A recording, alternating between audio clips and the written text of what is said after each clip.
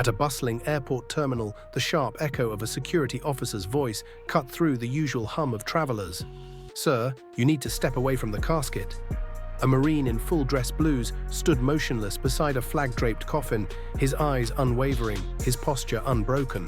He was locked in perfect ceremonial stillness, guarding the remains of a fallen soldier being transported home. The officer grew more frustrated, glancing at the line of waiting passengers. "You're blocking the gate traffic. This isn't a military base. You can't just stand here like that." The Marine finally spoke, calm but firm. "I'm not here to move people. I'm here to bring a hero home." His words hung heavy in the air, silencing even the clatter of rolling suitcases on tile. The man in uniform was no ordinary escort. He was a tomb guard from Arlington, trained to maintain discipline through storms, funerals, and chaos. His presence wasn't for show, it was sacred duty. Sergeant Lucas Mendes, 23 years old, had given his life in Afghanistan, pulling 2 wounded men to safety.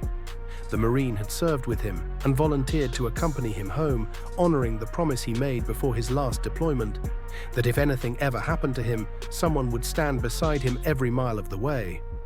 The Marine intended to keep that vow, no matter the cost. Travelers watched closely now, some whispering, others filming, as the tension between honor and protocol began to unfold before them. The officer wasn't swayed by sentiment. "Look, I don't care who you're here for. You're disrupting the boarding process." Move to the side. From the crowd, a man in a suit stepped forward, likely airport management, judging by his badge. "We've got rules. No loitering near the gates.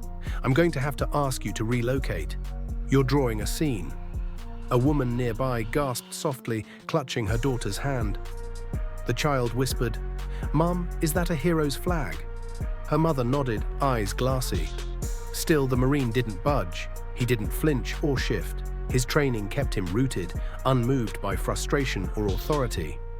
The man in the suit gestured to another officer. "Escort him out if he refuses. We can't make exceptions." At that moment, the Marine turned slightly, not to defend himself, but to honor someone else. "Inside this casket is Sergeant Lucas Mendes," he said. "He gave his life in Afghanistan. I served with him. I volunteered to accompany him home, as is tradition." He paused, letting the weight of his words settle.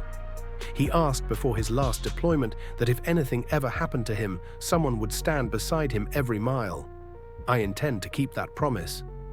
The crowd grew still. Some lowered their heads, others continued recording, but the man in the suit only hardened his stance.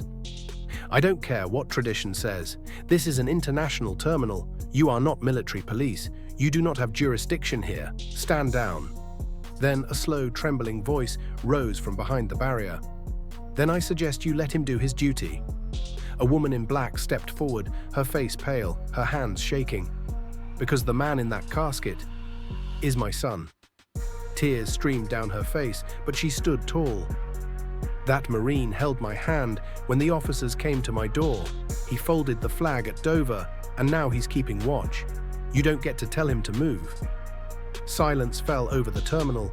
The man in the suit took a step back, suddenly unsure. Murmurs of agreement rippled through the crowd. Someone clapped softly, then another. Soon the entire area was filled with quiet reverence. One by one, travelers began to move, not away from the Marine, but toward him. Not to block him, but to honor him. A businessman in a blazer removed his cap. A teenage boy stood and saluted. An elderly woman began softly singing Amazing Grace, her voice shaky but brave. When the airline finally called for pre-boarding, no one moved. They all waited, because a hero was being honored and respect had spoken louder than policy. The man in the suit didn't speak again. The Marine remained steady beside the casket until the official honor detail arrived to move it onto the plane. As the casket passed through the terminal, every person stood. Passengers, staff, even janitors. Some placed hands over hearts, others wept quietly, all in silence. Some duties don't end when the uniform is folded. Honor is not a ceremony, it's a commitment. And in a world rushing from gate to gate, sometimes it takes a single still figure to remind us all to stop and remember what sacrifice really looks like. Before we end this story, let us know in the comments where you're watching from. If this story touched you, subscribe to the channel, hit that like button, and drop a karma in the comments below.